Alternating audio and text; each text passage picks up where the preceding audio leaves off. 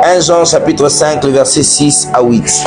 La Bible déclare: c'est lui, Jésus-Christ, qui est venu avec de l'eau et du sang. Non avec l'eau seulement, mais avec l'eau et avec le sang. Et c'est l'Esprit qui rend témoignage, parce que l'Esprit est la vérité. Car il y en a trois qui rendent témoignage: l'Esprit, l'eau et le sang. Et les trois sont d'accord, parole du Seigneur. Le thème de ce soir est intitulé l'un des trois témoins. Déjà, si vous lisez le premier verset, vous allez voir, on dit: c'est lui, Jésus-Christ, qui est venu avec de l'eau et du sang. Non avec l'eau seulement, mais avec l'eau et avec le sang. Et c'est l'Esprit qui rend témoignage, parce que l'Esprit est la vérité. Car il y en a trois qui rendent témoignage: l'Esprit, l'eau et le sang. Et les trois sont d'accord. On les appelle les trois témoins: l'Esprit, l'eau et le sang. Alors, je commence en disant ceci. Je rentre un peu pour avancer. Hier, nous avons expliqué que toute puissance, toute pratique d'art spirituel viennent de Sion. Sion, nous avons dit qu'elle n'est pas que la mère spirituelle de toutes les spiritualités, mais Sion est aussi la détentrice de la discipline mère, d'où est sortie toutes les sciences et la sagesse spirituelle existantes. Pour dire quoi? Pour dire que le diable n'a aucune puissance authentique. Je répète pour bien dire, il n'a aucune puissance authentique, car le diable est un imitateur. Le diable est un falsificateur. Le diable se sert de la puissance que Dieu lui a donnée. Il l'a pervertie afin de nuire aux enfants de Dieu. Et le diable exerce sa puissance. Il exerce son savoir. Il exerce ce qu'il a reçu de Dieu pour détourner les gens, pour détourner les âmes, pour que les hommes, au lieu d'adorer Dieu, que les hommes se détournent de Dieu pour adorer Satan. Souvenez-vous, même lorsqu'il est parti dans le désert, il a trouvé Jésus en train de jeûner 40 jours et 40 nuits. Il est venu tenter, il dit: adore-moi et je te donnerai toutes les richesses de la terre. C'est que le diable utilise son savoir, il utilise sa science, il utilise la puissance qu'il a reçue de Dieu pour égarer les gens afin que les gens l'adorent. Ah, je suis en train de dire à une personne: l'heure est venue où les vrais adorateurs adoreront le Père en esprit et en vérité. Je répète encore, je dis: l'heure est déjà venue où les vrais adorateurs adoreront le Père en esprit et en vérité. Je ne serai jamais un adorateur de Satan. Je ne serai jamais un adorateur de Satan. Mes prédications, mes enseignements, ma vie ressemblent à Jésus. Satan ne peut jamais me gagner. Satan ne peut jamais me séduire. Alléluia. C'est que Satan vient dans l'objectif de détourner notre adoration. Car il a toujours convoité l'adoration de la terre. Si les autres peuvent adorer Satan, moi je ne peux jamais adorer Satan. J'adore mon Créateur, j'adore Dieu. Même quand je n'ai pas l'argent, j'adore Dieu. Même quand je dors affamé, j'adore Dieu. Même quand je n'ai pas de vêtements, je vais adorer Dieu. Même quand j'ai des problèmes, je vais adorer Dieu. J'ai dit à une personne que ton adoration ne soit pas conditionnée à la vie que tu es en train de mener. Même dans la souffrance, même dans la pauvreté, n'arrête jamais d'adorer ton Dieu. Parce que Satan veut détourner ton adoration. Et aujourd'hui, le sujet important qui nous réunit, c'est l'un des trois témoins. Je veux plus développer sur un seul témoin, mais je vais quand même donner une perspective sur les trois témoins. Qui est un témoin en général? Écoutez-moi bien. En général, un témoin, c'est quelqu'un qui a vu un événement. Deuxièmement, c'est quelqu'un qui a entendu quelque chose. Troisièmement, c'est quelqu'un qui peut déclarer la vérité sur un fait. C'est qu'un témoin, c'est celui qui voit, c'est celui qui entend et c'est celui qui a le pouvoir de témoigner. Dans le deuxième sens, c'est dans un langage juridique. Un témoin dans un langage juridique, un témoin est une personne appelée à confirmer un fait devant un tribunal. C'est que le témoin vient confirmer un fait, un acte posé, un acte commis devant un tribunal. Est-ce que vous savez que dans le monde spirituel, il existe des tribunaux? Tu peux être en train de dormir, tu rêves, on est en train de te juger quelque part. C'est que c'est une sentence que dans le monde spirituel, on est en train de déterminer l'avenir, le cours, le chemin, la destinée que ta vie doit prendre. Vous savez que beaucoup de gens n'arrivent pas à vivre la volonté parfaite de Dieu. Parce que dans un tribunal spirituel, un tribunal familial, on a mis ton cas, on a mis ton nom, on a dit que cette personne, nous voyons son étoile, nous voyons sa gloire, mais elle n'ira nulle part. On te maudit, on récite des choses, mais je suis en train de te dire, à la croix, il y a le sang qui a coulé, et le sang sert des témoins pour dire que cette personne que vous accusez, cette personne que vous condamnez, moi, le sang, je l'ai déjà justifié. Tu es justifié. Si dans un tribunal sorcellérique, on avait déjà dit que tu n'auras pas des enfants, ma soeur, je suis en train de te dire, tu auras des enfants. Si dans un tribunal sorcellérique, on avait déjà dit que tu n'auras pas un travail, je proclame que tu auras un travail. Si dans un tribunal, on avait déjà dit que tu n'auras pas un mariage, je proclame que tu auras un mariage. Donne-moi un amen, très bien, et j'avance. Le sang de Jésus est un témoin face aux tribunaux maléfiques qui cherchent à bloquer, à dérouter et à voler nos destinées. Tu seras ce que Dieu a dit que tu es, tu ne seras jamais ce que le diable dit que tu es.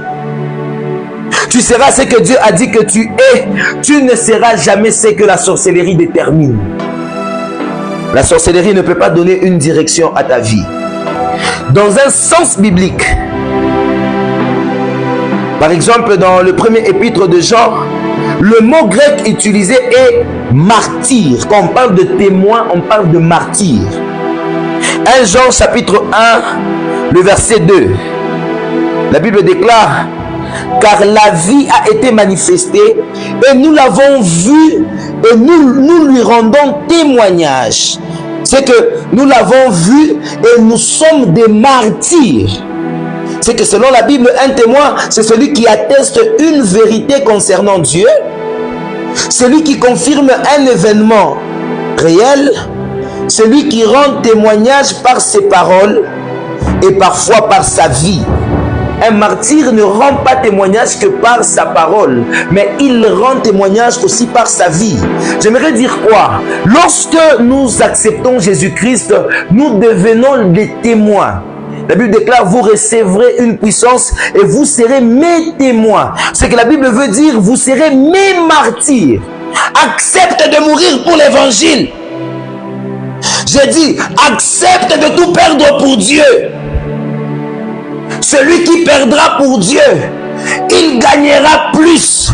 La Bible déclare, celui qui cherchera à conserver sa vie finira par la perdre. Mais celui qui perdra sa vie finira par la conserver. J'accepte d'être martyrisé. J'accepte d'être abandonné. J'accepte d'être rejeté. Mais pour Jésus, je ne vais jamais trahir la constitution. Ma soeur, ne te prostitue pas parce que tu n'as pas de l'argent. Ne vends pas ton corps parce que tu n'as pas de l'argent. Souviens-toi que Jésus ne va pas t'abandonner malgré que tu manques. Mon frère, ne deviens pas un voleur à cause de l'argent. Ne sois pas un menteur à cause de l'argent. Ne meurs pas pour les choses de ce monde, mais tu dois mourir pour Christ. Tu dois mourir pour Dieu. Aujourd'hui, mourir pour Dieu. Les gens parlent toujours de Jésus. Jésus, ils honorent Jésus. Mais quand ils sont devant de l'argent, ils deviennent cupides.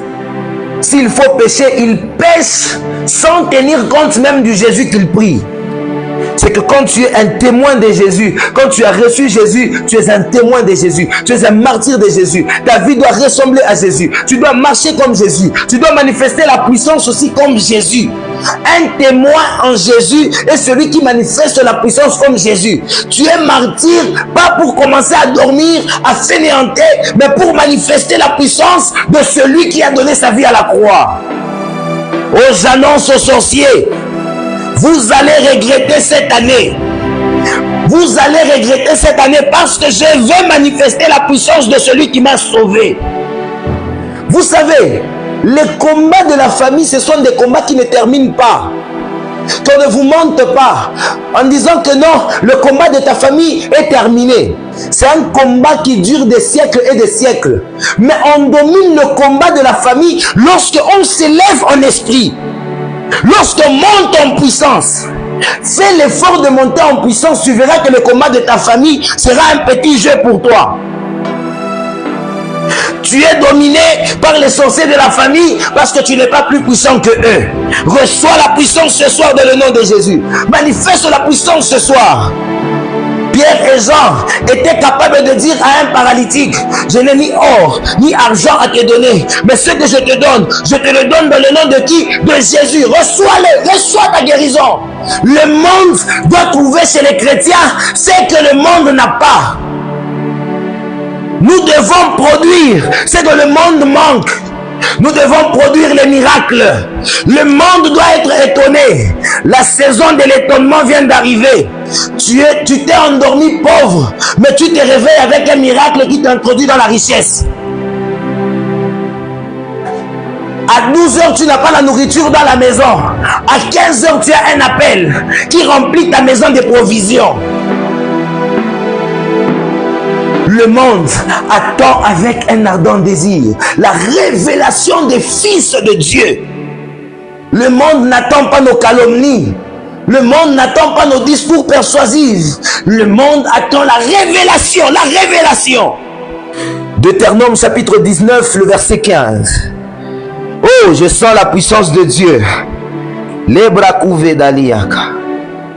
La Bible déclare, un seul témoin ne suffira pas contre un homme pour constater un crime ou un péché. Quel qu'il soit, un fait ne pourra s'établir que sur la déposition de 2 ou de 3 témoins. Ça, c'est un principe biblique depuis l'Ancien Testament. Même dans le Nouveau Testament, il y a des versets. Que signifie ce principe? Dans la loi biblique, un seul témoignage ne suffisait pas. Parce que les gens allaient mentir au nom des autres. Nous sommes à 2, je ne fais rien, mais tu pars devant un tribunal, tu m'accuses. Alors on a remarqué qu'il y avait tellement de fausses accusations. Qu'est-ce qu'il fallait faire? Il fallait chercher 1, 2 ou 3 témoins pour confirmer si le fait est réel. Voilà pourquoi j'aimerais te dire, tu peux pécher, on dit on va le piéger parce qu'il a péché, mais on te voit être épargné. Au lieu de vivre une sentence, par sa miséricorde, Dieu t'épargne. On dit, le Satan va devant Dieu parce qu'il est l'accusateur. J'ai vu telle soeur pécher, j'ai vu telle maman pécher. Mais parce qu'il y a un témoignage, tu es passé par les eaux du baptême et la croix aussi, à la croix il y a eu un sang qui t'a justifié. Jésus dit aux gens, celui qui n'a jamais péché, lui lance la première pierre. Je parle de la femme qui était surprise en plein délit d'adultère. La loi l'a condamnée, mais Jésus a dit, celui qui est parfait, celui qui n'a jamais péché, lui lance la première pierre. Dans le sens de notre thème, la Bible atteste que 3 témoins confirment le ministère de Jésus-Christ et surtout que ces 3 témoins, non seulement qu'ils attestent le ministère de Jésus-Christ, mais ils acceptent l'humanité de Jésus-Christ et ils acceptent la divinité de Jésus-Christ. Et ces 3 témoins qui attestent et qui acceptent et qui reconnaissent que Jésus-Christ était un homme et que Jésus-Christ était un Dieu, c'est l'esprit, l'eau et le sang. Écoutez, en parlant de 3 témoins, aujourd'hui c'est le 3e jour de notre prière. Or, le chiffre 3 a une valeur de résurrection. Le chiffre 3 a toujours été symbolique dans la Bible. Le chiffre 3 symbolise qu'il y a 3 personnes en Dieu, le Père, le Fils et le Saint-Esprit. Le chiffre 3, c'est le chiffre qui symbolise le nombre de jours qui confirme la résurrection de Jésus-Christ. Le premier, le deuxième et le troisième jour, Jésus-Christ fut ressuscité.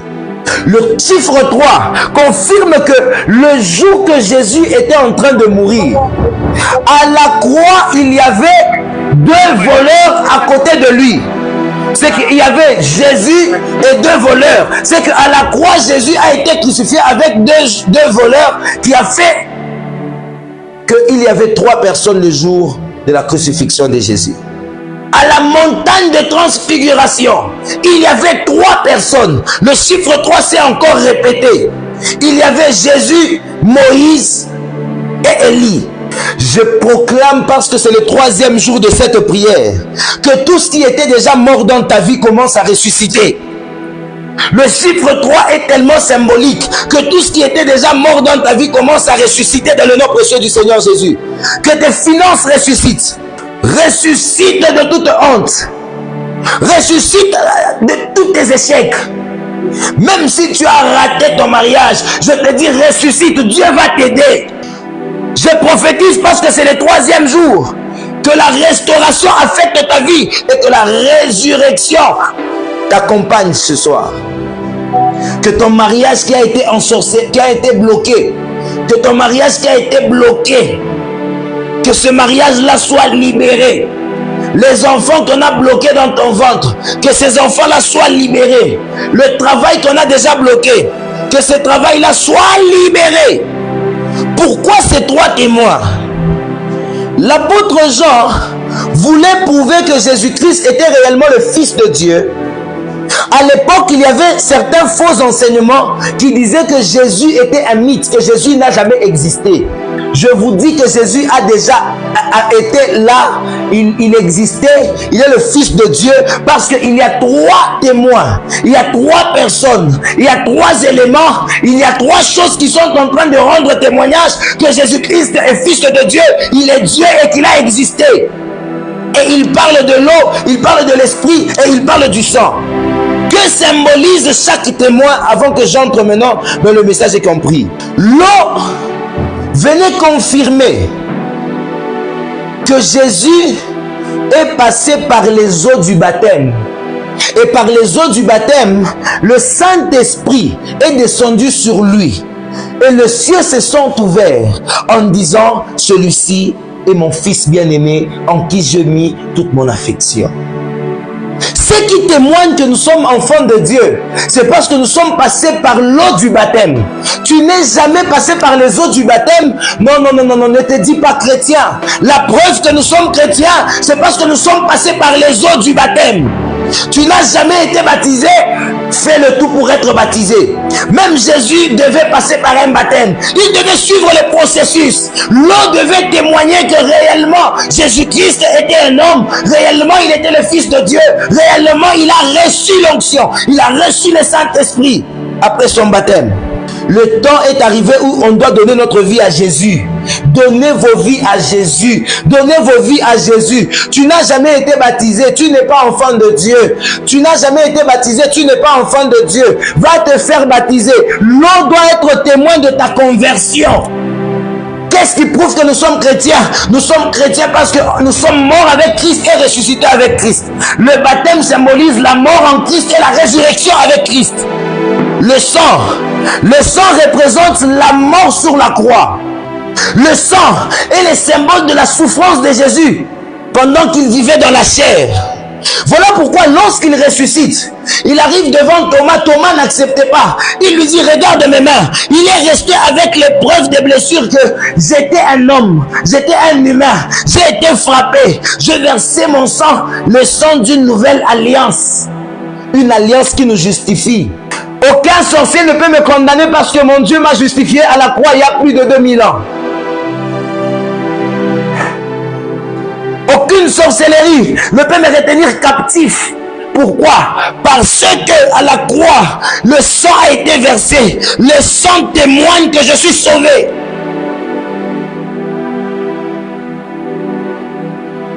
Le sang est le symbole que Jésus-Christ n'était pas qu'un esprit. Il était un homme comme nous.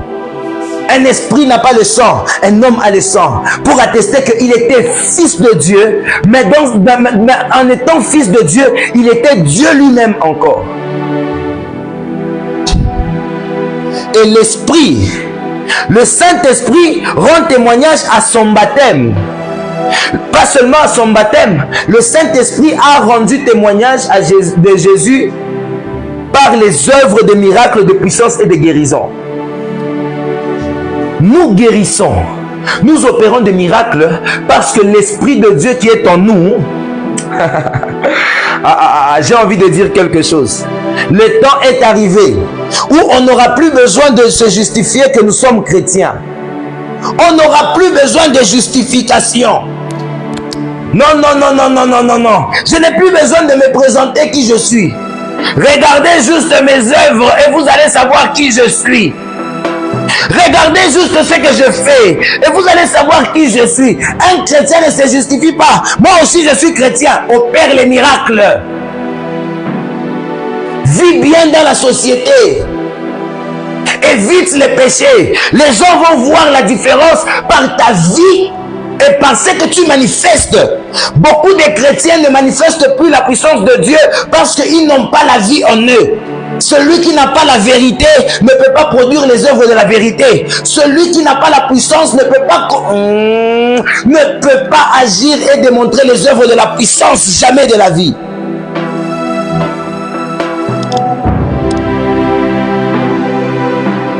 Et l'abra sauvé d'Aliaka. Et parmi les trois témoins, c'est l'eau qui nous intéresse.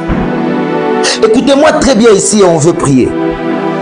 On nous a toujours parlé des esprits des eaux. On nous a toujours parlé des sirènes des eaux. Mais lorsqu'on parle des êtres angéliques dans l'eau, ça devient un problème. C'est quelle génération qui croit plus à la sorcellerie, mais qui croit moins à ce que Dieu a créé? On croit plus aux sorciers. Si on te dit qu'un sorcier a pris ta robe, il a prié, il a récité des incantations sur ta robe et ta vie a été bloquée, tu crois vite. Mais si on te dit que Dieu a envoyé un ange pour te sauver, au suspect. Affectionnez-vous aux choses d'en haut. Aux choses d'en haut. Vous avez plus conscience de la sorcellerie, mais vous avez moins conscience de Dieu. Depuis quand les anges sont devenus des démons? Mais quand on te parle des autels de la famille, quand on te parle de la sorcellerie, tu dis Amen. Mais quand on te parle des choses d'en haut, tu n'acceptes pas, tu discutes, tu n'es pas d'accord. Apocalypse chapitre 16, le verset 5. Écoutez ce que la Bible dit, c'est la Bible qui dit, hein.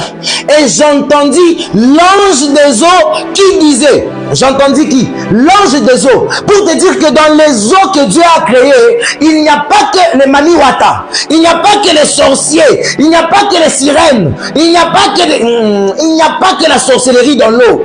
Il existe aussi des anges, des êtres angéliques que Dieu a mis dans les eaux. C'est que prier avec de l'eau, ce n'est pas un tabou. Prier avec de l'eau, ce n'est pas mystique. Ce n'est pas mystique. Les gens cherchent le mysticisme partout, même là où ça n'existe pas. Sauf que quand nous voulons prier avec de l'eau, nous devons avoir la révélation. On ne fait pas de l'eau un Dieu, mais on se sert de l'eau comme une arme pour détruire ce qu'on a fait contre nous. Ok, écoutez-moi très bien. Si dans les eaux, il n'y a que des êtres démoniaques, comment l'eau peut rendre témoignage en ce qui concerne l'humanité et la divinité de Jésus-Christ? Parmi les témoins, il y a l'eau.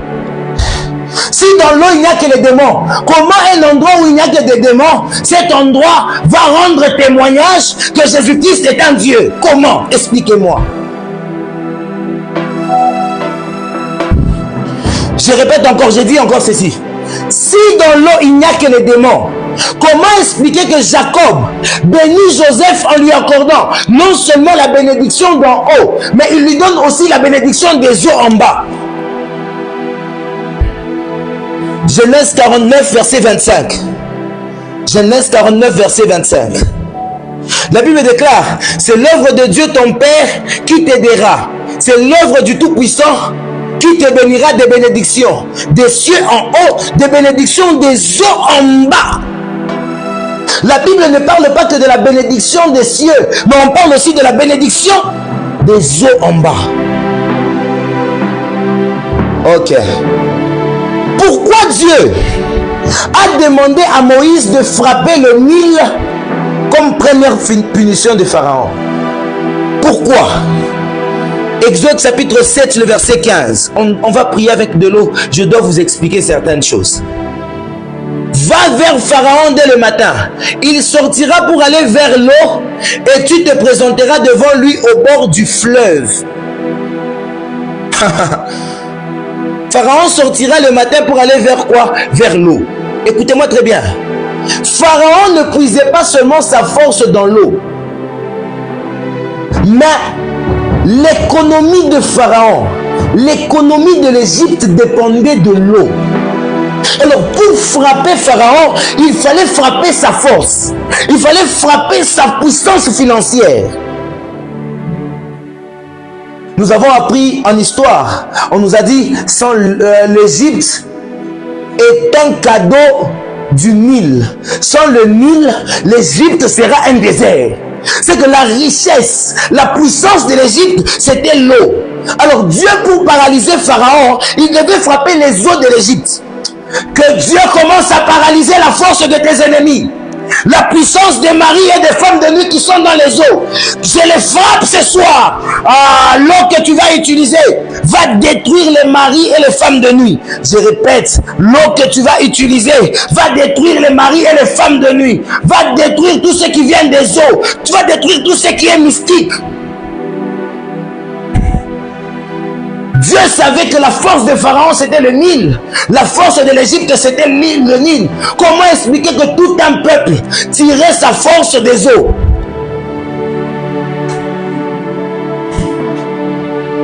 Maintenant, posez-vous la question. Lorsque Dieu a demandé à Moïse de frapper le Nil, qui a exécuté cette frappe-là? Qui a changé l'eau en sang? Écoutez, le psaume 103, le verset 20. À ton nom ce soir va se transformer en arme de puissance. Mais bénissez l'Éternel, vous ses anges, qui êtes puissants en force, qui accomplissez ses ordres en obéissant à la voix de sa parole. Je donne un autre verset sur les anges. Hébreux chapitre 1, le verset 14. Écoutez. Ne sont-ils pas tous des esprits au service de Dieu, envoyés pour exercer un ministère en faveur de ceux qui doivent hériter du salut? Parler des anges, ce n'est pas un tabou. Mais on n'adore pas les anges. Mais les anges sont nos compagnons de service. La Bible dit que les anges sont des esprits au service de Dieu pour exercer un ministère en faveur de ceux qui doivent hériter du salut. Nous méritons le salut, mais les anges viennent exercer leur ministère auprès de nous, héritiers. Qu'est-ce qui se passe dans le monde angélique? Quand un homme de Dieu prononce une parole, elle arrive à Dieu, mais l'exécution et la réponse de cette parole, elle dépend maintenant de celui que Dieu va envoyer. Dieu va envoyer qui? Dieu va envoyer ses anges pour exécuter la parole, son ordre. Je parle à Dieu. Dieu récupère la parole, il le donne à un ange et l'ange vient exécuter. C'est que celui qui avait changé l'eau des eaux en île, Dieu a donné l'ordre à Moïse. Moïse a frappé. Dieu est venu exécuter par l'ange qui se trouvait dans les eaux. Et les eaux ont été frappées. Parce que les eaux appartiennent à Dieu. Nous croyons plus à l'existence des démons, des sorciers. Mais lorsqu'on parle des anges, on devient méfiant. Alors, Dieu ne nous délivre pas directement. Et nous allons prier maintenant. Dieu ne nous délivre pas directement. Écoutez très bien. Quelqu'un va dire comment ça? Psaume 34, le verset 8 à 9.